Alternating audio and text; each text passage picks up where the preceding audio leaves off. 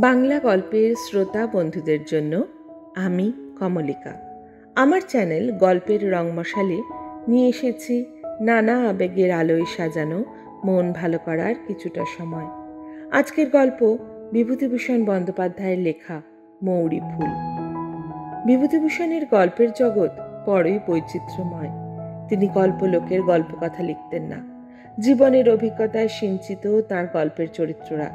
সেই অভিজ্ঞতা সবসময় আনন্দের নয়, বরং অধিকাংশ ক্ষেত্রেই বিষাদময়, যার পরতে পরতে মিশে আছে যন্ত্রণা। তাহলে শুরু করা যাক আজকের গল্প।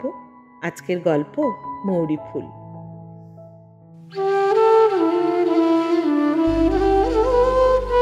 অন্ধকার তখনও ঠিক হয় নাই। মুখুজ্জে বাড়ির পিছনে বাঁশবাগানে জোনাকির দল সাঁঝ জ্বালিবার উপক্রম করিতেছিল। তালপুকুরের পাড়ে গাছের মাথায় বাদুড়ের দল কালো হইয়া ঝুলিতেছে।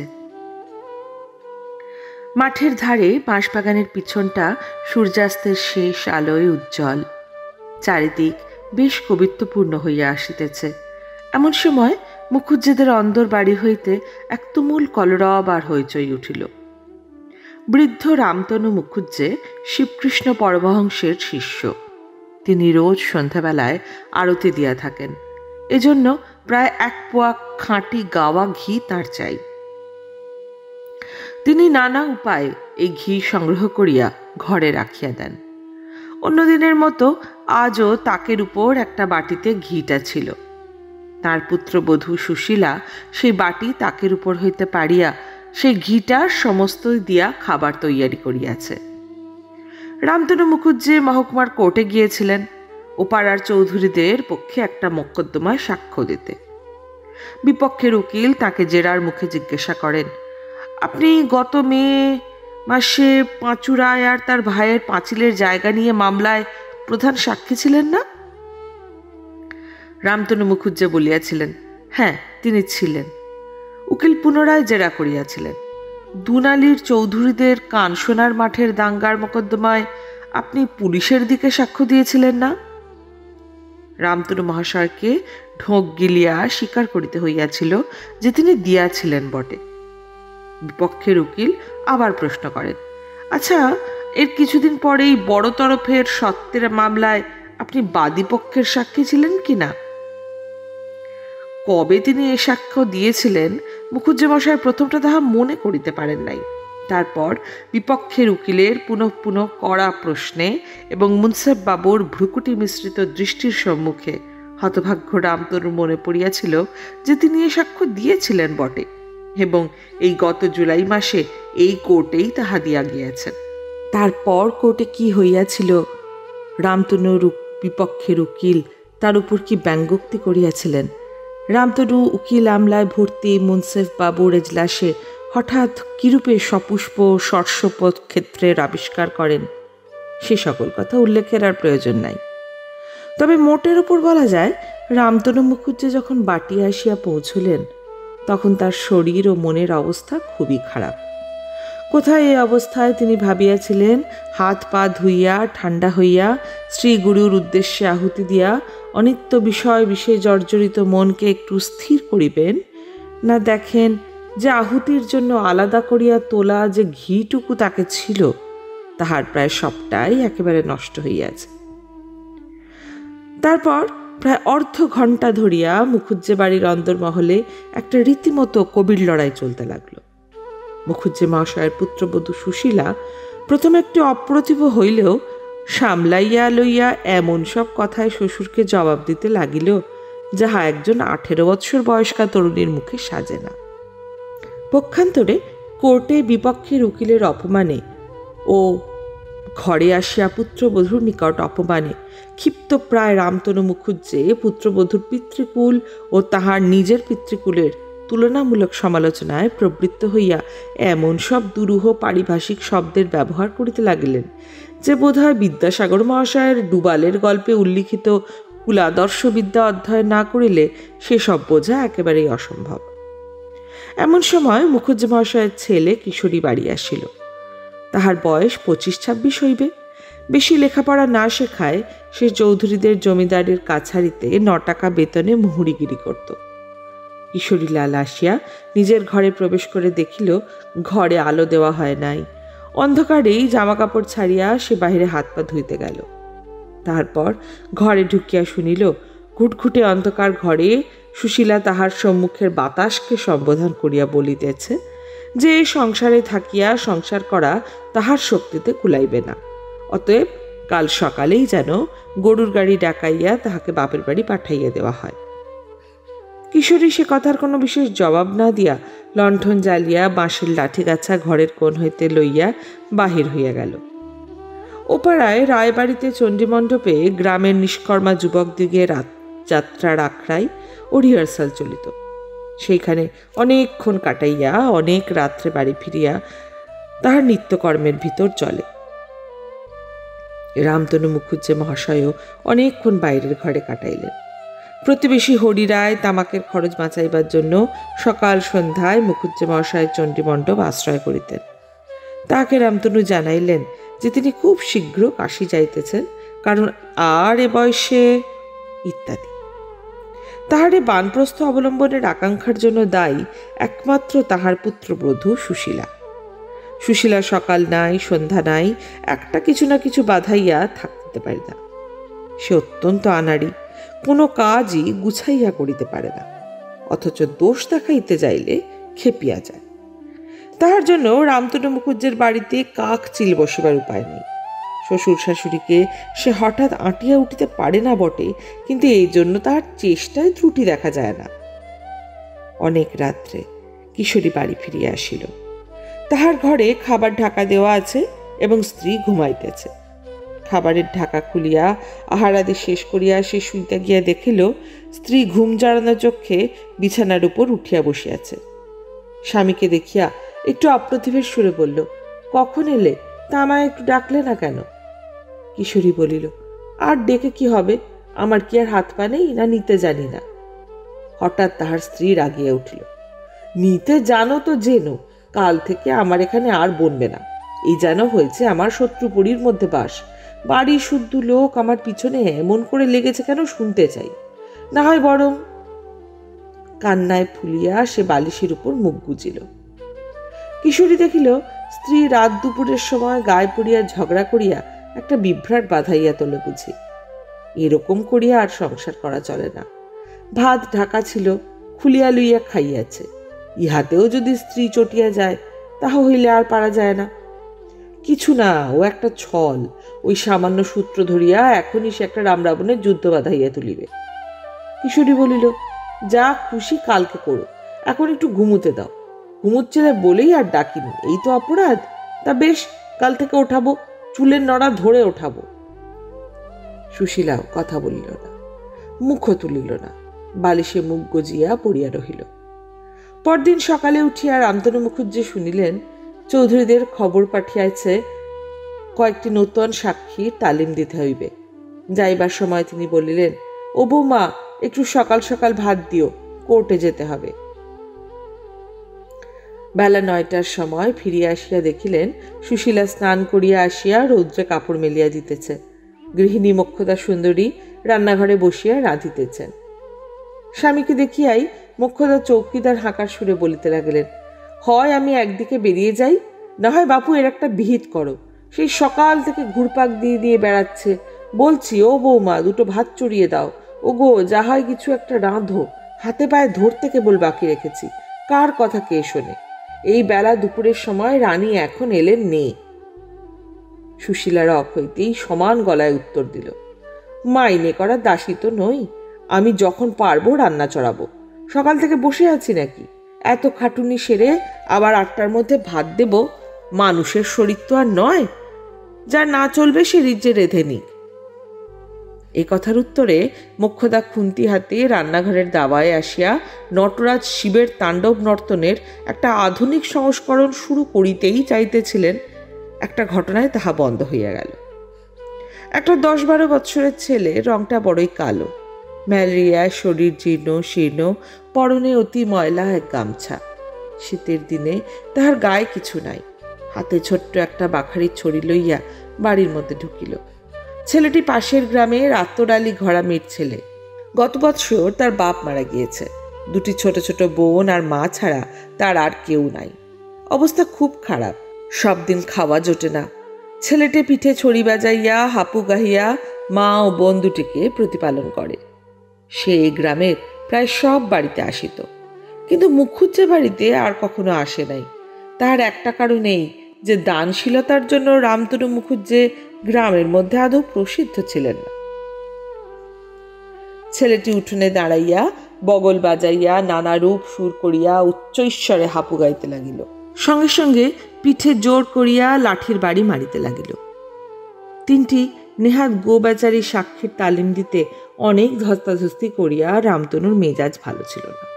ফিরিয়া চাহিয়া দেখিয়া মুখ খিচাইয়া বলিলেন, থাম থাম, ওসব রাখ, এখন সব দেখবার শখ নেই, যা অন্য বাড়ি যা। সুশীলা কাপড় মেলিয়া দিতে দিতে অবাক হইয়া হাপু গাওয়া দেখিতেছিল। ছেলেটি সংকুচিত হইয়া বাহিরে যাইতেই সে তাড়াতাড়ি বাহিরে রকে গিয়া তাহাকে ডাকিল। বলিল, শোন, তোর বাড়ি কোথায় রে? হরিশপুর মা ঠাকরুন। তোর বাড়িতে কে আছে আর? মোর বাপ মারা গিয়েছে আর বছর মা ঠাকরুন, মোদের আর কেউ নাই, মুই বড়, ছোট দুটো বোন আছে। তাই বুঝি তুই হাপু গাস? হ্যাঁ রে, এতে চলে? রামতনুর ধমক খাইয়া ছেলে মানুষ অত্যন্ত দমিয়া গিয়াছিল। সুশীলার কথার ভিতর সহানুভূতির সুর চিনিয়া লইয়া হঠাৎ তাহার কান্না আসিল। চোখের জল হু হু করিয়া পড়িতেই ম্যালেরিয়া শীর্ণ হাতটি লইয়া চোখ মুছিয়া বলিল, না মা ঠাকুর, চলে না, এসব লোকে আর দেখতে চায় না। মুই যদি ভালো গান গাইতে পারতাম তো যাত্রার দলে যেতাম। বড় কষ্ট মোদের সংসারে, এই শীতই মা ঠাকরুন। সুশীলা বাধা দিয়ে বলিল, দাঁড়া, আমি আসছি। ঘরের মধ্যে ঢুকিয়া কান্নার বেগ অতি কষ্টে সামলাইয়া চাহিয়া দেখিল আলনায় একখানা নূতন মোটা বিছানার চাদর ঝুলিতেছে। হাতের গোড়ায় সেইখানা পাইয়া টানিয়া লইল। তারপর জানলা দিয়া বাড়ির মধ্যে চাহিয়া দেখিয়া চাদরখানা তাড়াতাড়ি ছেলেটার হাতে দিয়া চুপি চুপি বলিল, এখানা নিয়ে যা, এতে শীত বেশ কাটবে। কাটবে না? খুব মোটা, শিগগিরি যা, লুকিয়ে নিয়ে যা, কেউ যেন না দেখে। ছেলেটা চাদর হাতে হতবুদ্ধি হইয়া ইতস্তত করিতেছে দেখিয়া সুশীলা বলিল, ওরে, এক্ষুনি কি এসে পড়বে, শিগগির যা। ছেলেটাকে বিদায় দিয়া সুশীলা ভিতর বাড়িতে ঢুকিয়া দেখিল শ্বশুর আহার করিতে বসিয়েছেন। ছেলেটার দুঃখে সুশীলার মন খুব নরম হইয়া গিয়াছিল। সে গিয়া রান্নাঘরে ঢুকিয়া কাজে মন দিল। শ্বশুরকে জিজ্ঞাসা করিল, আপনাকে কিছু দেব বাবা? মুখ্যদা ঝংকার দিয়া উঠিলেন, তোমাকে আর কিছু দিতে হবে না বা, যে মিষ্টি বচন দিয়েছ তাতেই প্রাণ ঠান্ডা হয়ে গিয়েছে।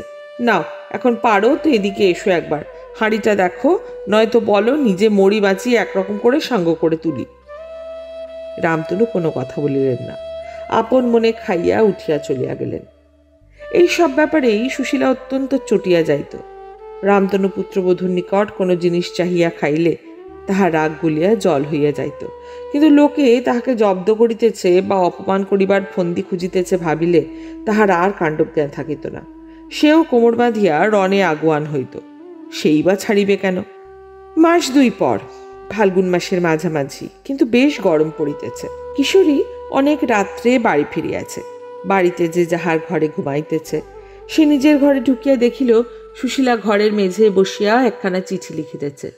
কিশোরী সুশীলাকে জিজ্ঞাসা করিল, কাকে চিঠি লেখা হচ্ছে? সুশীলা চিঠির কাগজখানা তাড়াতাড়ি আঁচল দিয়া চাপিয়া স্বামীর দিকে ফিরিয়া একটু দুষ্টুমির হাসি হাসিল। বলিল, বলবো কেন? থাক, না বলো, ভাত দাও, রাত কম হয়নি, আবার সকাল থেকেই খাটুনি আরম্ভ হবে। সুশীলা ভাবিয়েছিল স্বামী আসিয়া সে কি লিখিতেছে দেখিবার জন্য পীড়াপিড়ি করিবে। প্রকৃতপক্ষে সে চিঠি কাহাকেও লিখিতেছে না, স্বামীকে কথা বলাইবার এ তার একটা পুরনো কৌশল মাত্র। অনেক দিন সে স্বামীর মুখে দুটো ভালো কথা শুনে নাই। তাহার নারীর হৃদয় ইহারির জন্য তৃষিত ছিল, এবং ইহারির জন্য সে ঘুমে ঢুলিতে ঢুলিতেও এই সামান্য ফাঁদটি পাতিয়া বসিয়াছিল। কিন্তু কিশোরী ফাঁদে পা দেওয়া দূরে থাকুক, সেদিকে ঘেঁষিলও না দেখিয়া সুশীলা বড় নিরুৎসাহ হইয়া পড়িল। কাগজ কলম তুলিয়া রাখিয়া সে স্বামীর ভাত বাড়িয়া দিল। এক প্রকার চুপচাপ অবস্থায় আহারাদি শেষ করিয়া কিশোরী গিয়া শয্যা আশ্রয় করিবার পর সে নিজে আহারাদি করিয়া শুইতে গিয়ে দেখিল কিশোরী ঘুমায় নাই, গরমে এপাশ ওপাশ করিতেছে। আশায় বুক বাঁধিয়া সে তাহার দ্বিতীয় ফাঁদটি পাতিল। একটা গল্প বলো না, অনেক দিন তো বলনি, বলবে লক্ষ্মীটি? বিবাহের প্রথম প্রথম কিশোরী তাহার কিশোরী স্ত্রীর নিকট বটতলার আরব্য উপন্যাস হইতে নানা গল্প বলিত। রাত্রির পর রাত্রি তখন এইসব গল্প শুনিয়া সুশীলা মুগ্ধ হইয়া যাইত। জনহীন দেশের মধ্যে, যেখানে শুধু জিন পরিদের জগৎ, খেজুর বনের মধ্যে ঠান্ডা জলের ফোয়ারা হইতে মণিমুক্তা উৎক্ষিপ্ত হইতেছে, পথহীন দুরন্ত মরুপ্রান্তরে মৃত্যু যেখানে শিকারের সন্ধানে ওত পাতিয়া বসিয়া আছে, সমুদ্রের ঝড় তরুণ শেহজাদাগণের দৈত্য সংকুল অরণ্যের মাঝখান দিয়ে নির্ভীক শিকার যাত্রা, এসব শুনিতে শুনিতে তাহার গা শিহরিয়া উঠিত। ঘুম ভাঙিলে ঘরের মধ্যে অর্ধরাত্রির অন্ধকার বিকটাকার জিন দেহের ভিড়ে ভরিয়া গিয়াছে মনে করিয়া ভয় সে স্বামীকে জড়াইয়া ধরিত। প্রাচীন যুগের অরুণ শাহজাদাদের কল্পনা করিতে গিয়ে অজ্ঞাতসারে সে নিজের স্বামীকে যাত্রার দলে রাজার পোশাক পরাইয়া দূর দেশে বিপদের মুখে পাঠাইত। শাহজাদা দিগের দুঃখে তাহার নিজের স্বামীর উপর সহানুভূতিতেই তাহার চোখে জল আসিত। এইরকম গল্প শুনতে শুনিতে অদৃশ্য নায়ক নায়িকাদের গুণ দৃশ্যমান গল্পকারের উপর প্রয়োগ করিয়া সে স্বামীকে প্রথম ভালোবাসে। সে আজ ৫-৬ বৎসরের কথা, কিন্তু সুশীলার এখনো সে ঘোর কাটে নাই। কিশোরী স্ত্রীর কথা উড়াইয়া দিল। হ্যাঁ, এখন গল্প বলবো, সমস্ত দিন খেটে খুটে এলাম, এখন রাত দুপুরে বক বক করি আর কি। তোমাদের কি, বাড়ি বসে বসে সব পোষায়। অন্য মেয়ে হইলে চুপ করিয়া যাইত। সুশীলার মেজাজ ছিল একগুঁয়ে। সে আবার বলিল, তা হোক, একটা বলো, রাত এখন তো বেশি নয়। না, বেশি নয়, তোমার তো রাত কম বেশির জ্ঞান কত। নাও, চুপচাপ শুয়ে না পড়ো এখন। সুশীলা এইবার জিদ ধরিল। বলো না একটা, ছোট দেখেই না হয় বলো, এত করে বলছি, একটা কথা রাখতে পারো না? কিশোরী বিরক্তি হইয়া বলিল, আহ, এ তো বড় জ্বালা হলো, রাতে একটু ঘুমোবার জো নেই। সমস্ত দিন তো গলা বাজিতে বাড়ির সরগরম রাখবে, রাত্রিটাও একটু শান্তি নেই। এইটাই ছিল সুশীলার ব্যথার স্থান। স্বামীর মুখে কথা শুনিয়া সে খেপিয়া গেল। বেশ করি গলাবাজি করি, তাতে অসুবিধা হয় আমাকে পাঠিয়ে দাও এখান থেকে। রাত দুপুর করলে কে? নিজে আসবেন রাত দুপুরের সময় আড্ডা দিয়ে, কে এত রাত পর্যন্ত ভাত নিয়ে বসে থাকে? নিজেরই দেহ, পরের দেহ তার নয়। খেটে খুটে এসে একেবারে রাজা করেছেন আর কি, নিজের খাটুনিটাই কেবল। কিশোরী ঘুমাইবার চেষ্টা করিতেছিল। স্ত্রীর উত্তরোত্তর চড়া সুরে তাহার ধৈর্যচ্যুতি ঘটিল। উঠিয়া বসিয়া প্রথমে সে স্ত্রীর পিঠে সজোরে ঘা কতক পাখার বাটি বসাইল। তারপর চুলের মুঠি ধরিয়া সে বিছানার উপর হইতে নামাইয়া ধাক্কা মারিয়া ঘরের বাহির করিয়া দিল। বলিল, বেরো, ঘর থেকে বেরো, আপদ দূর হ, রাত দুপুরে একটু শান্তি নেই, যা বেরো, যেখানে খুশি যা। ঘরের আলোয় কাছে আসিয়া কিশোরী দেখিল স্ত্রী 2 হাতে নখ দিয়া আঁচড়াইয়া তাহার হাতের আঙুলগুলিতে রক্তপাত করিয়া দিয়াছে। ইরানি শেহজাদাগণের নজির না থাকলেও কিশোরী মধ্যে মধ্যে দুরন্ত স্ত্রীর প্রতি এরূপ ঔষধি প্রয়োগ করত। শেষ রাত্রে একাদশীর জ্যোৎস্নায় চারিদিক যখন ফুলের পাপড়ির মতো সাদা, ভোর রাত্রের বাতাস নেবু ফুলের গন্ধে আর পাপিয়ার গানে মাখামাখি, সুশীলা তখন ঘরের দোরের বাহিরে আঁচল পাতিয়া অকাতরে ঘুমাইতেছিল। সকাল হইলে যে যার কাজে মন দিল। মোক্ষদা বলিলেন, বৌমা, আজ চৌধুরীরা শিবতলায় পুজো দিতে যাবে, আমাদের যেতে বলেছে, সকাল সকাল সেরে নাও। এই চৌধুরীটি ছিলেন প্রকৃতপক্ষে রামতনু মুখুজ্জের প্রতিপালক। ইহারাই গ্রামের জমিদার এবং ইহাদেরই জমি জমা সংক্রান্ত মোকদ্দমার তদবির ও সাহায্য করিয়া রামতনু অন্ন সংস্থান করিতেন। বেলা 10টার মধ্যে আহারাদি শেষ করিয়া ভালো কাপড় পরিয়া সকলে নৌকায় উঠিল। 2 ঘণ্টার পথ। চৌধুরী বাড়িতে কলকাতা হইতে একটি বউ আসিয়াছিল। তাহার স্বামী বড়লোকের ছেলে, MA পাশ করিয়া বছর 2 হইল ডেপুটিগিরির চাকরি পাইয়াছে। বউটি কলকাতার মেয়ে। চৌধুরীদের সহিত তাহার স্বামীর কিরূপ সম্পর্ক আছে, এজন্য চৌধুরী গৃহিণী রাস পূর্ণিমার সময় তাহাকে আনাইয়াছিলেন। ইতিপূর্বে সে কখনো পাড়াগাঁয়ে আসে নাই। নৌকায় খানিকটা বসিয়া থাকিবার পর বউটি দেখিল নীলাম্বরী কাপড় পরনে তাহারই সমবয়সী আরেকটি বউ নৌকায় উঠিল। নৌকা ছাড়িয়া দিল। নৌকায় সমবয়সী সঙ্গিনী পাইয়া কলিকাতার বউটি খুব সন্তুষ্ট হইলেও প্রথমে আলাপ করিতে বাধো বাধো ঠেকিতে লাগিল। সঙ্গিনীর কাপড় চোপড় পরিবার অগোছাল ধরনের দেখিয়া বউটি বুঝিয়াছিল তাহার সঙ্গিনী নিতান্ত পাড়াগাঁয়ের মেয়ে, অবস্থাও খুব ভালো নয়। নৌকার ওধারে চৌধুরী গৃহিণী মোক্ষদার সহিত সাবিত্রী ব্রত প্রতিষ্ঠার কি আয়োজন করিয়াছেন তাহারই বিস্তৃত বড় মানুষই ফর্দ আবৃত্তি করিতেছিলেন। নৌকোয় কোন পরিচিতা মেয়েও নাই, কাজেই বউটি অনেকক্ষণ চুপ করিয়া বসিয়া রহিল। বউটি লেখাপড়া জানিত এবং দেশ বিদেশের খবরাখবরও কিছু কিছু রাখিত। চৌধুরী গৃহিণীর একঘেয়ে বড় মানুষই চালের কথাবার্তায় সে বড় বিরক্ত হইয়া উঠিল। খানিকক্ষণ বসিয়া থাকিবার পর সে লক্ষ্য করিল তাহার সঙ্গিনী ঘোমটার ভিতর হইতে কালো কালো ডাগর চোখে তাহার দিকে সকৌতুকে চাহিতেছে। বউটির হাসি পাইল। জিজ্ঞাসা করিল, তোমার নাম কি ভাই? সুশীলা সন্দিগ্ধ সুরে উত্তর দিল, শ্রীমতী সুশীলা সুন্দরী দাসী। সুশীলার রকম সকম দেখিয়া বউটির খুব হাসি পাইতে লাগিল। সে বলিল, অত ঘোমটা কিসের ভাই? তুমি আর আমি ছাড়া তো আর এদিকে কেউ নেই। নাও এসো, ঘোমটা খোলো, একটু গল্প করি। এই কথা বলিয়া বউটি নিজে সুশীলার ঘোমটা খুলিয়া দিল। সুশীলার সুন্দর মুখের দিকে চাহিয়া সে যেন মুগ্ধ হইয়া গেল। রং যদিও ততটা ফর্সা নয়, কিন্তু কালোর উপর অত শ্রী সে কখনো দেখে নাই। নদীর ধারের সরস সতেজ চিক্কন শ্যামকলমি লতারি মতো একটা সবুজ লাবণ্য যেন সারা মুখখানায় মাখানো। মুখখানি দেখিয়া সেই নিরাভরণা পাড়াগাঁয়ের মেয়েটিকে ভালোবাসে ফেলিল। জিজ্ঞাসা করিল, উনি বসে আছেন কে ভাই? শাশুড়ি? হ্যাঁ। এসো, আর একটু সরে এসো ভাই, দুজনে গল্প করি আর দেখতে দেখতে যাই। তোমার বাপের বাড়ি কোথায় ভাই? সুশীলার ভয় কাটিয়া যাইতেছিল। সে বলিল, সে হলো সিমলে। কোন সিমলে? কলকাতা সিমলে? কলকাতায় সিমলে আছে নাকি? কই, তা তো সুশীলা কোনোদিন শোনে নাই। সে বলিল, আমার বাপের বাড়ি এখান থেকে বেশি দূর নয়, 5-6 কষ পথ, গরুর গাড়ি করে যেতে হয়। নদীর ধারে জব ক্ষেত, সর্ষে ক্ষেত, বুনো গাছপালা দেখিয়া বউটি খুব খুশি। এসব সে পূর্বে বড় দেখে নাই। আঙুল দিয়ে একটা মাছরাঙা পাখি দেখাইয়া বলিল, বাহ, বড় সুন্দর তো। ওটা কি পাখি ভাই? ওটা তো মাছরাঙা পাখি। কেন, তুমি দেখোনি কখনো? বউটি বলল, ভাই, আমি কলকাতার বাইরে একদিন পা দিইনি।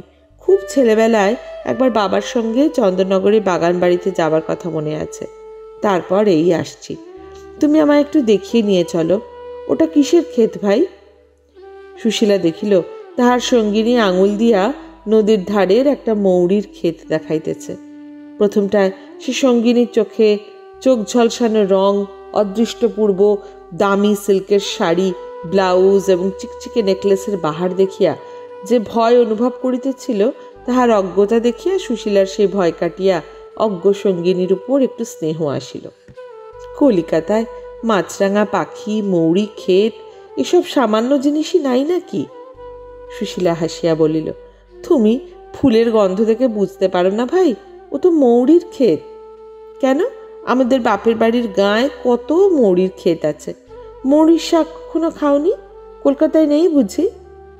কলকাতার বউটি বুঝাইয়া দিল যে কলিকাতার অতীত ইতিহাসের সে খবর রাখে না। বর্তমান অবস্থায় সেখানে মৌরি ক্ষেত প্রভৃতি থাকা সম্ভবপর নয়, তবে ভবিষ্যতে কি হয় বলা যায় না। ঘণ্টাখানেক পর যখন নৌকো শিবতলার ঘাটে গিয়া লাগিল, তখন তাহাদের দুজনের মধ্যে অনেক ঘনিষ্ঠ রকমের কথাবার্তা হইয়া গিয়াছে। সঙ্গিনীর মুখে স্বামীর আদরের গল্প শুনিয়া সুশীলার মনের মধ্যে একটা গোপন ব্যথা জাগিয়া উঠিল। সেটা সে যত চাপিবার চেষ্টা করে, তবু কি জানি কেন সেটা ফাঁক পাইলেই মাথা তোলে। প্রথম বিবাহের পর তাহার স্বামীও তো তাহাকে কত আদর করিত। রাত্রে ঘুমাইতে না দিয়া নানা গল্পে ভুলাইয়া জাগাইয়া রাখিত। সুশীলা পান খাইতে চাহিত না বলিয়া কত সাধ্য সাধনা করিয়া পান মুখে তুলাইয়া দিত। সেই স্বামী তাহার এমন কেন হইল? তাহার বুকটার মধ্যে কেমন হু হু করিয়া উঠিল। দুজনে তাহার খানিকক্ষণ গাছের ছায়ায় নদীর ধারে এদিক ওদিক বেড়াইল।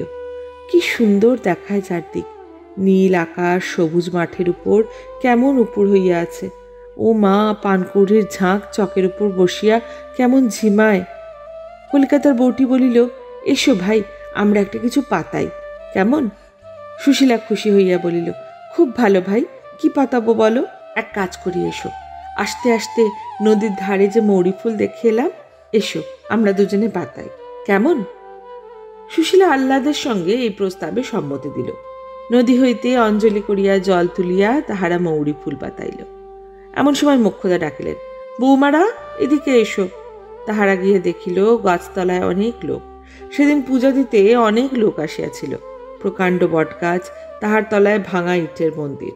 গাছতলা হইতে একটু দূরে এক বুড়ি নানা ঔষধ বিক্রি করিতেছে। সুশীলা ও তাহার সঙ্গিনী সেখানে গিয়া জিজ্ঞাসা করিয়া জানিল, রোগ সারা, ছেলে হওয়া হইতে শুরু করিয়া সকল রকমের ঔষধি আছে, গরু হারাইলে খুঁজিয়া বাহির করিবার পর্যন্ত।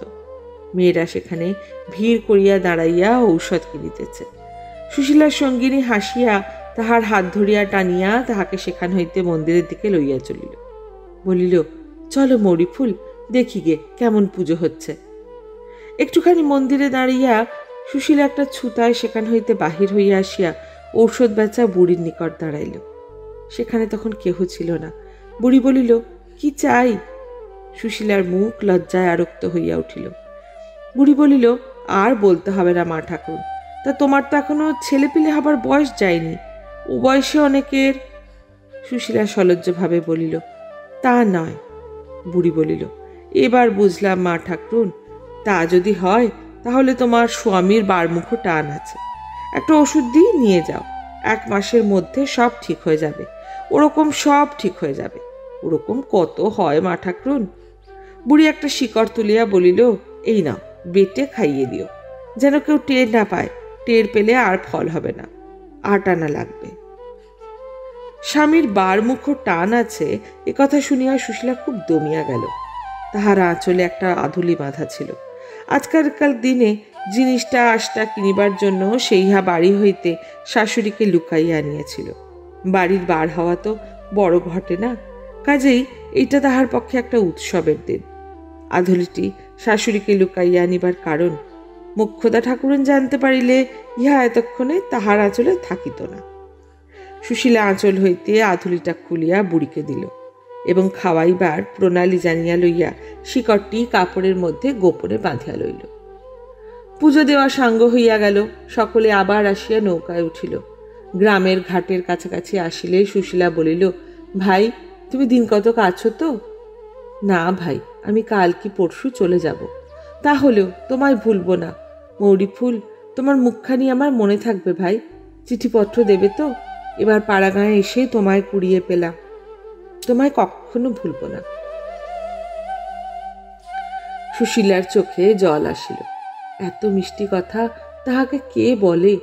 সে কেবল শুনিয়া আসিতেছে সে দুষ্টু একগুঁয়ে ঝগড়াটে। তাহার হাতে একটা সোনার আংটি ছিল। ইহা তাহার মায়ের দেওয়া আংটি। বিবাহের পর তাহার মা প্রথম তাহার হাতে এটি পরাইয়া দিয়েছিলেন।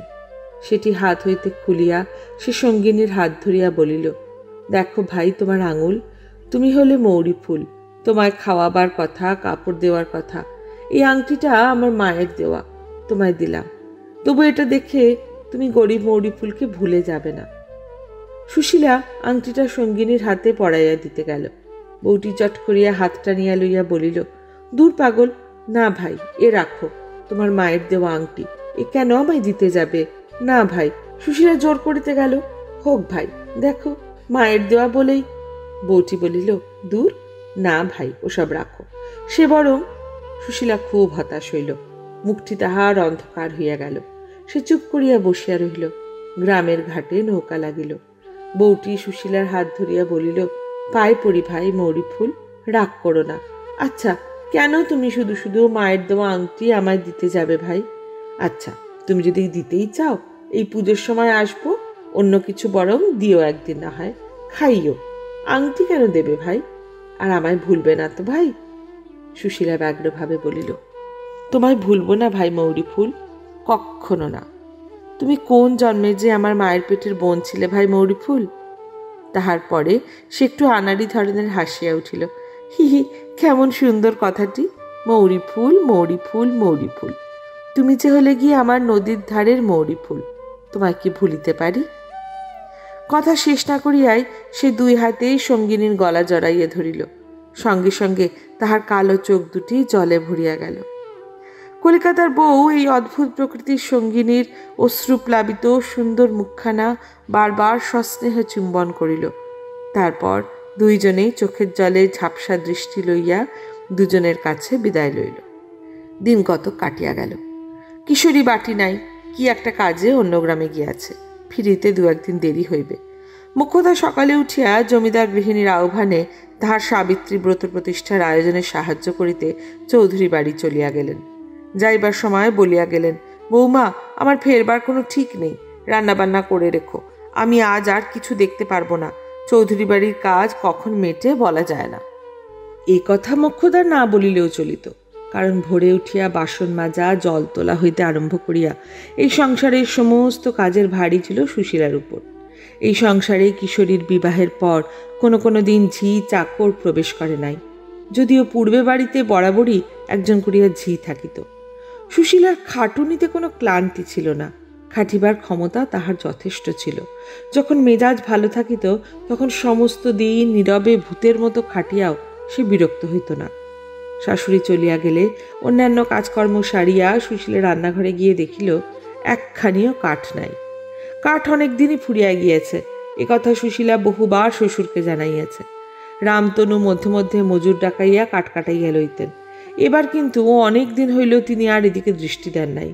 কিশোরীর দোষ নাই, কেননা সে বড় একটা বাড়িতে থাকিত না, সংসারের সংবাদ তেমন রাখিতও না।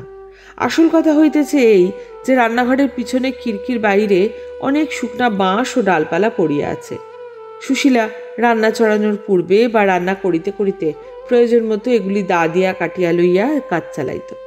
রামতনু দেখিলেন কাজ যখন চলিয়া যাইতেছে তখন কেন অনর্থক কাঠ কাটিবার লোক ডাকিয়া আনা, আনিলেই এখন একটা টাকা খরচ তো। পুত্রবধূ বকিতেছে বকু, কারণ বুকনি উহার স্বভাব। কাঠ নাই দেখিয়া সুশীলা অত্যন্ত চটিয়া গেল। এদিকে বাড়িতেও এমন কেহ নাই যাহাকে বকিয়া গায়ের ঝাল মিটায়। কাজেই সে আপন মনে চিৎকার করতে লাগিল, পারবো না, রোজ রোজ এমন করে সংসার করা আমার দিয়ে হয়ে উঠবে না। আজ 2 মাস ধরে বলছি কাঠ নেই, কাঠ নেই। এদিকে রান্নার বেলা ঠিক আছেন সব, তার একটু এদিক ওদিক হবার জো নেই। কি দিয়ে রাঁধবে? হাত পা উনুনের মধ্যে দিয়ে রাঁধবে নাকি? রোজ কাঠ কাটো, কেটে রাঁধো, অত সুখে কাজ নেই, থাকলো হাঁড়ি পড়ে, যিনি যখন আসবেন তিনি তখন করে নেবে। রাঁধিবার কোনো আয়োজন সে করিল না। খানিকটা বসিয়া বসিয়া তাহার মনে হইল ততক্ষণ মশলাগুলো বাটিয়া রাখা যাক। সে মাঝে মাঝে কাজের সুবিধার জন্য কয়েকদিনের মশলা একসঙ্গে বাটিয়া রাখিত। বেলা প্রায় 10টার সময় একটা অল্প বয়সী ফুটফুটে বউ, পরনে একখানা চেলির কাপড়, হাতে থাকিবার মধ্যে 2 গাছি শাঁখা, একটা বাটি হাতে রান্নাঘরের দোরের কাছে ভয় ভয় উঁকি মারিয়া কইল, দিদি আছো নাকি? সুশীলা মশলা বাটিতে বাটিতে মুখ চাহিতে বলিল, আয় আয় ছোট বউ, আয় না ঘরের মধ্যে, ঠাকুর নেই। বউটি ঘরে ঢুকিয়া বলিল, এ কি দিদি, এত বেলা হলো এখনো রান্না চড়াওনি যে? সুশীলা মুখ ঘুরাইয়া বলিল, রান্না চড়াবো? হাঁড়ি কুড়ি ভেঙে ফেলিনি, এই কত। বউটির চোখে ভয়ের চিহ্ন পরিস্ফুট হইল। সে বলিল, না দিদি, ও সব কিছু করো না, ভাত চড়িয়ে দাও লক্ষ্মীটি, নইলে জানো তো কিরকম লোক সব। দেব, দেখবে সব আজ কিরকম মজা, রোজ রোজ কাঠ কাটবো আর ভাত রাঁধবো। কাঠ নেই বুঝি? আচ্ছা দাখান দাও দিদি, আমি দিচ্ছি কেটে। তোর কি দায়, তুই কেন দিতে দিতে যাবি? বস ঠান্ডা হয়ে, যাদের গরজ আছে তারা নিজেরা বুঝুক গিয়ে। তোমার পায়ে পড়ি দিদি, রান্নাটা চড়িয়ে দাও, জানো তো ওরা। তুই বস দেখি ওখানে চুপ করে, দেখিস এখন মজা। আজ 2 মাস ধরে রোজ কাঠ নেই, কই কথা কানে যায় না কারো, আজ মজাটি দেখাবো। সুশীলার একগুঁয়েমিতে বউটি কিছু ভীত হইল, কারণ মজা কোন পক্ষ দেখিবে এই সম্বন্ধে তাহার একটু সন্দেহ ছিল। কিন্তু সাহস করিয়া আর কিছু বলিতে না পারিয়া সে চুপ করিয়া রহিল। এই বউটি রামতনু মুখুজ্জের জ্যাঠতুতো ভাই রামলোচন মুখুজ্জের পুত্রবধূ। পাশেই এদের বাড়ি। রামলোচনের অবস্থা খুবই খারাপ। তা সত্ত্বেও তিনি বছর 2 হইল ছেলের বিবাহ দিয়েছেন। রামলোচনের স্ত্রী ছিল না, পুত্রবোধই গৃহিণী। দুরবস্থার সংসারে ছেলে মানুষ বউকে সংসার করিতে অত্যন্ত বেগ পাইতে হইত। সেই সময় অসময় বাটি হাতে খুঁচি হাতে এ বাড়িতে হাত পাতিয়া তেলটা নুনটা লইয়া যাইত। চাউল না থাকালে আঁচলে করিয়া চাউল লইয়া যাইত। ধার বলিয়াই লইয়া যাইত, কখনো শোধ করিতে পারিত, কখনো পারিত না। মোক্ষদা ঠাকুরকে বউটি বড় ভয় করে। তিনি থাকিলে জিনিসপত্র তো দেনই না, যদি বা দেন তাহা বহু মিষ্ট বাক্য বর্ষণ করিবার পর। তবু বইটুরি আসিতে হয়, কি করিবে, অভাব। সুশীলা তাহাকে মোক্ষদা ঠাকুরনের হাত হইতে বাঁচাইয়া গোপনে এটা ওটা যখন যাহা দরকার সাধ্য মতো সাহায্য করিত। সামান্য এক বাটি তেল লইয়া গেলেও হুঁশিয়ার মোক্ষদা কখনো ভুলিতেন না। গলা টিপিয়া কড়া ক্রান্তিতে তাহা আদায় করিয়া ছাড়িতেন। সুশীলা ছিল অগোছালো, অন্যমনস্ক ধরনের মানুষ। সে ধার দিয়া অত শত মনে রাখিত না, বা সামান্য তেল নুন ধার দিয়া আদায় করিবার কোনো চেষ্টাও করিত না। শোধ দিতে আসিলে অনেক সময় বলিত, ওই তুই আবার দিতে এলি কেন ভাই ছোট বউ, ও আবার নেব কি, যা ও তুই নিয়ে যা ভাই। সুশীলা আপন মনে খানিকক্ষণ বকিয়া বউটির দিকে চাহিয়া বলিল, তারপর তোর রান্না বান্না? বউটি বাটিতে আঁচলটিয়ে ঢাকিয়া রাখিয়েছিল। বাহির করিয়া কুণ্ঠিতভাবে বলিল, সেদিনকার সেই তেল নিয়ে গিয়েছিলাম দিদি, তা আমাদের এখনো আনা হয়নি। আজ রাঁধবার তেল নেই, একসঙ্গে দুদিনে দিয়ে যাব, এই জন্যে। সুশীলা বলিল, আচ্ছা নিয়ে আয় দেখি বাটি, দেখি কি আছে, আমাদেরও বুঝি তেল আনা হয়নি। পাত্রে যতটুকু তেল ছিল সুশীলা সবটুকু এই কুণ্ঠিতা দরিদ্রা গৃহলক্ষ্মীটিকে ঢালিয়া দিল। বউটি চলিয়া যাইবার সময় মিনতিপূর্ণ দৃষ্টিতে চাহিয়া বলিল, লক্ষ্মী দিদি, দাও রান্না চড়িয়ে। সুশীলা বলিল, তুই পালা দেখি, আমি ওদের মজা না দেখিয়ে আজ আর কিছুতেই ছাড়ছি না। বেলা 12টার সময় মোক্ষদা ঠাকুর আসিয়া শুনিয়া হইচই বাঁধাইয়া দিলেন। প্রকৃত ইহাতে রাগ হইবার কথা। একটু পরে রামতনু আসিলেন। তিনি ব্যাপার দেখিয়া দালানে গিয়া আপন মনে তামাক টানিতে শুরু করিলেন। ঝগড়া ক্রমে খুব চাগাইয়া উঠিল। মোক্ষদা উচ্চৈস্বরে সুশীলার কুলজে গাইতে লাগিলেন। সুশীলাও যে খুব শান্তশিষ্ট, এ অপবাদ তাহাকে শত্রুতেও দিতে পারিত না। কাজেই ব্যাপার যখন খুব বাঁধিয়া উঠিয়াছে, এমন সময় কোথা হইতে কিশোরী আসিয়া হাজির হইল। যদিও আজ তাহার ফিরিবার কথা ছিল না, তবুও কাজ মিটিয়া যাওয়াতে সে আর সেখানে অপেক্ষা করে নাই। মোক্ষদা ছেলেকে পাইয়া হাঁক ডাক আরও বাড়াইয়া দিলেন। কিশোরী এত বেলায় বাড়ি আসিয়া এই অশান্তির মধ্যে পড়িয়া অত্যন্ত চটিয়া গেল। তাহার সমস্ত রাগ গিয়া পড়িল স্ত্রীর উপর। হাতের গোড়ায় একখানা শুকনো চেলা কাঠ পড়িয়াছিল, সেইটা লইয়াই লাফাইয়া সে রান্নাঘরের দাওয়ায় উঠিল। সুশীলা তখনও বসিয়া বাটনা বাটিতেছিল। স্বামীকে শুকনো কাঠ হাতে লইয়া বীর দর্পে রান্নাঘরে লাফাইয়া উঠিতে দেখিয়া ভয়ে তাহার মুখ শুকাইয়া গেল। আত্মরক্ষার অন্য কোনো উপায় না দেখিয়া হাত দুইটা তুলিয়া নিজের দেহটা আড়াল করিবার চেষ্টা করিল। কিশোরী প্রথমত স্ত্রীর খোঁপা ধরিয়া এক হ্যাঁচকা টান দিয়া তাহাকে মাটিতে ফেলিয়া দিল। তারপর তাহার পিঠে কয়েক ঘা চেলা কাঠের বাড়ি মারিয়া তাহার গলা ধরিয়া প্রথমে এক ধাক্কা মারিল রান্নাঘরের দাওয়ায়, এবং তথা হইতে এক ধাক্কা দিল একেবারে উঠোনে। ধাক্কার বেগ সামলাইতে না পারিয়া সুশীলা মুখ থুবড়িয়া উঠোনে পড়িয়া গেল। মার আরও চলিত, কিন্তু রামতনু তামাক খাইতে খাইতে ছেলের কাণ্ড দেখিয়া হাঁ হাঁ করিয়া আসিয়া পড়িলেন। পাশের বাড়ির বউটি তখন শ্বশুর ও স্বামীকে খাওয়াইয়া সবে নিজে খাইতে বসিতেছিল। হঠাৎ এ বাড়ির মধ্যে মারের শব্দ শুনিয়া সে খাওয়া ফেলিয়া সুশীলাদের খিড়কিতে ছুটিয়া আসিয়া উকিয়ে মারিয়া দেখিল সুশীলা উঠোনে দাঁড়াইয়া আছে। সর্বাঙ্গে ধুলো, বাটনার পাত্রের উপর পড়িয়া গিয়াছিল। কাপড়ে চোপড়ে হলুদের ছাপ, মাথার খোঁপা একধারে খুলিয়া কতকগুলো চুল মুখের ওপর, কতক পিঠের ওপর পড়িয়াছে। গাঙ্গুলি বাড়ি হইতে দুটো ছেলে ব্যাপার দেখিবার জন্য ছুটিয়া আসিয়াছে। আরও দু একজন পাড়ার মেয়ে সামনের দরজা দিয়ে উঁকি মারিতেছে। ওদিকে পাঁচিলের উপর দিয়ে মুখ বাড়াইয়া নিজের শ্বশুর রামলোচন মজা দেখিতেছেন। চারিদিকের কৌতূহল দৃষ্টির মাঝখানে সর্বাঙ্গে হলুদের ছোপ ও ধুলিমাখা বিস্রস্ত কুন্তল অপমানিতা দিদিকে অসহায়ভাবে উঠোনে দাঁড়াইয়া থাকিতে দেখিয়ে তাহার বুকের মধ্যে কীরকম করিয়া উঠিল। কিন্তু সে একে ছেলে মানুষ, তাহাতে অত্যন্ত লজ্জাশীলা। শ্বশুর ভাসুর এবং এক উঠোর লোকের মধ্যে বাড়িতে ঢুকতে না পারিয়া প্রথমটা সে খিড়কির বাইরে আকুলি বিকুলি করতে লাগিল, কিন্তু গাঙ্গুলি বাড়ির প্রৌঢ় গাঙ্গুলি মশাইও যখন হুঁকো হাতে কি হে রামতনু বলি ব্যাপারখানা কি শুনি বলিয়া বাড়ির মধ্যে উঠোনে আসিয়া হাজির হইলেন, তখন সে আর থাকিতে না পারিয়া বাড়ির মধ্যে ঢুকিয়া পড়িল এবং সুশীলার হাত ধরিয়া খিড়কি দৌড় দিয়ে বাহিরে লইয়া গিয়া হঠাৎই ফুপাইয়া কাঁদিয়া উঠিল, বলিল, কেন ওরকম করতে গেলে দিদিমণি? লক্ষ্মীটি, তখনই যে বারণ করলাম। তার পরদিন সুশীলা রান্নাঘরে রাঁধিতেছিল। কিশোরী খাইতে বসিয়াছে। মোক্ষদা ঠাকুরুন কি প্রয়োজনে রান্নাঘরে ঢুকিয়া দেখিলেন সুশীলা পিছনে ফিরিয়া ভাত বাড়িতে বাড়িতে স্বামীর ডালের বাটিতে কি গুলিতেছে, পাশে একটা ছোট বাটি। মোক্ষদার কিরম সন্দেহ হইল। তিনি জিজ্ঞাসা করিলেন, বৌমা, তোমার বাটিতে কি কি মেশাচ্ছ বাটিতে? সুশীলা পিছন ফিরিয়া এই শাশুড়িকে দেখিয়া যেন কেমন হইয়া গেল। তাহার চোখ মুখের ভাব দেখিয়া মোক্ষদার সন্দেহ আরও বাড়িল। তিনি বাটিটা হাতে তুলিয়া লইয়া দেখিলেন তাহাতে সবুজ মতো কি একটা বাটা। তিনি কড়া সুরে জিজ্ঞেস করলেন, কি বেটেছ এতে? তিনি দেখিলেন পুত্রবধূ উত্তর দিতে পারিতেছে না, তাহার মুখ লাল হইয়া উঠিয়াছে। ইহার পর একটা ভয়ানক কাণ্ড ঘটিল। মোক্ষদা ঠাকুরুন বাটি হাতে, ওমা কি সর্বনাশ, আরেকটু হলেই হয়েছিল গো বলিয়া উঠোনে আসিয়া চিৎকার করিয়া হাট বাঁধাইলেন। কিশোরী দালান হইতে উঠিয়া আসিল, রামতনু আসিলেন, গাঙ্গুলি বাড়ুর মেয়ে পুরুষ আসিল, আরও অনেকে আসিল।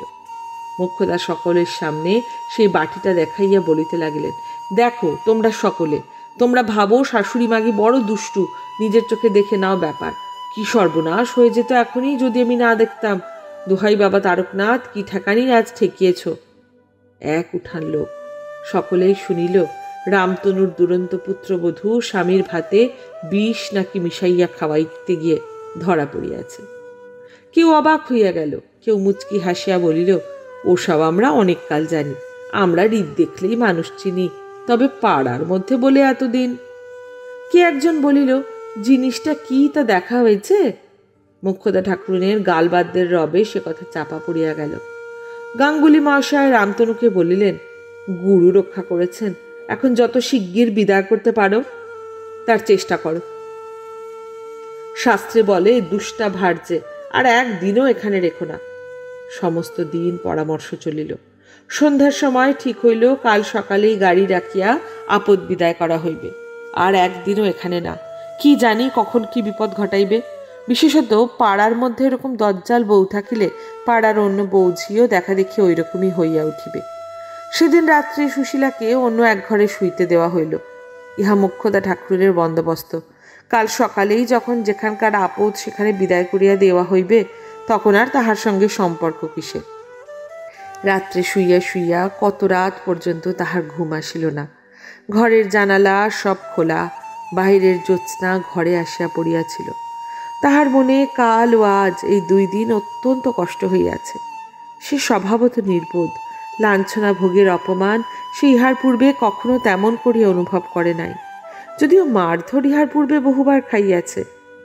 তাহার একটা কারণেই যে আজ ও কালকের দিনের মতো শ্বশুরবাড়ি ও এক উঠোন লোকের সামনে এভাবে অপমানিত সে কোনো দিন হয় নাই। তবে আজ সমস্ত দিন ধরিয়া তাহার চোখের জল বাঁধ মানিতেছে না। কাল মার খাওয়া পিঠ কাটিয়া গিয়াছে, ও হাত দিয়া ঠেকাইতে গিয়া হাতের কাঁচের চুড়ি ভাঙিয়া হাতও ক্ষতবিক্ষত হইয়াছে। তাহার সেই স্বামী, যে স্বামী 5-6 বৎসর পূর্বে এমন সব রাতে তাহাকে সমস্ত রাত ঘুমাইতে দিত না, সে পান খাইতে না চাহিলে কত ভুলাইয়া মুখে পান গুজিয়া দিত, সেই স্বামী এরূপ করিল। পান খাওয়ানির কথাটাই সুশীলার বারবার মনে আসিতে লাগিল। রাত্রের জ্যোৎস্না ক্রমে আরও ফুটিল। তখন চৈত্র মাসের মাঝামাঝি, দিনে তখন নতুন কচি পাতা ওঠা গাছের মাথার উপর উদাস অলস বসন্ত মধ্যাহ্ন ধোঁয়া ধোঁয়া রৌদ্রের উত্তরীয় উড়াইয়া বেড়ায়। দীর্ঘ দীর্ঘ দিনগুলি প্রস্ফুট প্রসূন সুরভির মধ্যে দিয়া চলিয়া চলিয়া নদীর ধারের শিমুলতলায় সন্ধ্যার ছায়ার কোলে গিয়া ঢলিয়া পড়ে। পাড়াগাঁয়ের আমবনে বাঁশবনে জ্যোৎস্না ঝাড়া বাতাসে সারা রাত কত কি পাখির আনন্দ কাকলি। বসন্ত লক্ষ্মীর প্রথম প্রহরের আরতির শেষে বনের গাছপালা তখন আবার নূতন করিয়া টাটকা ফুলের ডালি সাজাইতেছে। শুইয়া শুইয়া সুশীলা ভাবিল, জগতে কেউ তাহাকে ভালোবাসে না, কেবল ভালোবাসে তার মৌরি ফুল। মৌরি ফুল পত্র লিখিয়াছে, তাহার কথা মনে করিয়া সে রোজ রাত্রে কাঁদে। তাহাকে না দেখিয়া কলিকাতায় ফিরিয়া তাহার কষ্ট হইতেছে। সত্যই যদি কেউ তাহাকে ভালোবাসে তো সে ওই মৌরি ফুল, আর ভালোবাসে ওই ছোট বউটা। আহা, ছোট বউয়ের বড় কষ্ট। ভগবান দিন দিলে সে আর ছোট বউয়ে দুঃখ ঘুচাইবে, কিন্তু স্বামী যে তাহাকে বিদায় করিয়া দিতেছে। ও কিছু না, অভাবে পড়িয়া উহার মাথা খারাপ হইয়া যাইতেছে, নইলে সেও কি এমন ছিল? মৌরি ফুলের বর তো কত জায়গায় বেড়ায়। মৌরি ফুলকে একখানা পত্র লিখিলে কেমন হয়, যদি কোনো চাকরি করিয়া দিতে পারে। চাকরি হইলে সে আর তার স্বামী একটা আলাদা বাসায় থাকিবে, আর কেহই সেখানে থাকিবে না। মাঠের ধারের ছোট্ট ঘরখানি সে মনের মতো করে সাজাইয়া রাখিবে। উঠোনে কুমড়োর মাচা বাঁধিবে, বাজারের খরচ কমিয়া যাইবে। লোকে বলে সে গোছালো নয়, একবার বাসায় যাইলে সে দেখাইয়া দিবে সে গোছালো কি না। আচ্ছা, ওই বাড়িখানায় যদি আগুন লাগে? না, আগুন দেবে কে? ছোট বউ? উহু, দিলে তার শাশুড়ি ঠাকুরিন দিবে, যেরকম লোক। জানলার বাইরের জ্যোৎস্নায় ওগুলো কি ভাসিতেছে? সেই যে তাহার স্বামী গল্প করিত, জ্যোৎস্না রাত্রে পরীরা সব খেলা করিয়া বেড়ায়, তাহারা নয় তো? তাহার বিবাহের রাত্রে কেমন বাঁশি বাজাইয়াছিল, কেমন সুন্দর বাঁশি। ওরকম বাঁশি নদীর ধারে কত পড়িয়া থাকে। আচ্ছা, পিয়নে মৌরি ফুলের একখানা চিঠি দিয়ে গেল না কেন? লাল চৌকো খাম, খুব বড় সোনার জল দেওয়া, আতর নাকি মাখানো। পরদিন সকালবেলা পুত্রবধূর উঠিবার দেরি হইতে লাগিল দেখিয়া মোক্ষদা ঠাকুরুন ঘরের মধ্যে উঁকি মারিয়া দেখিলেন পুত্রবধূ জ্বরের ঘোরে অঘোরে অচৈতন্য অবস্থায় ছেঁড়া মাদুরের উপর পড়িয়া আছে, চোখ দুটো জবা ফুলের মতো লাল। সেদিন সমস্ত রাত্রি কাটিয়া গেল। তাহার দিকে বিশেষ কেউ নজর করিল না। তাহার পরদিন বেগতিক বুঝিয়া রামতনু ডাক্তার আনলেন। দুপুরের পর হইতে সে জ্বরের ঘোরে ভুল বকিতে লাগিল। সত্যি মৌরি ফুল তা নয়, ওরা যা বলছে আমি অন্য ভেবে। সন্ধ্যার কিছু পূর্বে সে মারা গেল। তাহার মৃত্যুতে গাঙ্গুলি পাড়ার হাড় জুড়াইয়া গেল। পাড়ার কাকচিলগুলো একটু সুস্থির হইল। কিছুদিন পরেই কিশোরীর দ্বিতীয় পক্ষের বউ মেঘলতা ঘরে আসিল। দেখিলে চোখ জুড়ায় এমন সুন্দর মেয়ে, কর্মপটু, হুঁশিয়ার, গোছালো। দ্বিতীয়বার বিবাহের অল্পদিন পরেই যখন কিশোরী পালেদের স্টেটে ভালো চাকরিটি পাইল, তখন নূতন বউয়ের লক্ষ্মী ভাগ্য দেখিয়া সকলেই খুব খুশি হইল। সংসারের অলক্ষ্মী স্বরূপা আগের পক্ষের বউয়ের নাম সেই সংসারে আর কোনো দিন কেউ করে না।